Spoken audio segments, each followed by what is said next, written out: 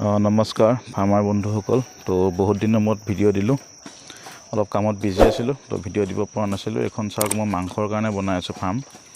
এখন অকল গাহৰিৰ মাংসৰ কাৰণে হ'ব এখন। তো ইয়াতে মই ৱাল মৰা নাই, সেইটো কাৰণে যিমান পাৰোঁ কম খৰচত কৰিছোঁ। তো দেখা পাইছে এটা গাহৰিৰ কাৰণে এটা ৰুম হ'ব। তো এইটো আছে আপোনাৰ দীঘল আছে 8 ফুট আৰু বহল আছে 5 ফুট। বহল 5 ফুট, দীঘল হ'ব আপোনাৰ 8 ফুট। এইটো মই বহুত কম খৰচত কৰিছোঁ। তো ইয়াতে এটা গাহৰি থাকিব।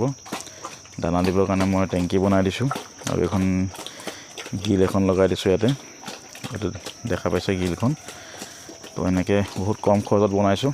তো আপোনালোকেও মাংসৰ কাৰণে তলটো পাকা কৰি বাকী ছাইডটোত বাঁহ লগাই দি এনেকৈ মোৰ কাম চলি আছে।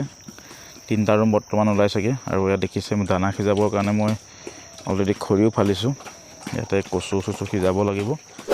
তো সম্পূৰ্ণ লোকেল পদ্ধতিত খানাটো বনাই মাংসৰ কাৰণে যিকেইটা কৰিছোঁ সেইকেইটা অকল লোকেল পদ্ধতিত হ'ব। তো খৰি ফালা হৈ গৈছে।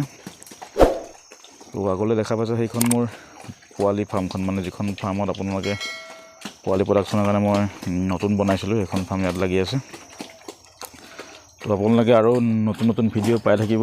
তো ভিডিঅ'বিলাক চাই থাকিব আৰু পাৰিলে চেনেলটো এবাৰ ছাবস্ক্ৰাইব কৰি দিব। দেখা পাইছে এইখিনিতে মোৰ খাল এটা আছে, গোবৰবিলাক পৰে ইয়াৰ। ইয়াতে হাঁহ কেইটামান আছিলে, এতিয়া বৰ্তমান হাঁহকেইটা এক খালটোত নাই, হাঁহকেইটা চৰি আছিলে। তো নেক্সট ভিডিঅ'ত মই আৰু অলপ ভালকৈ মই দেখাই আছোঁ এইখন ফাৰ্মো। Thank U.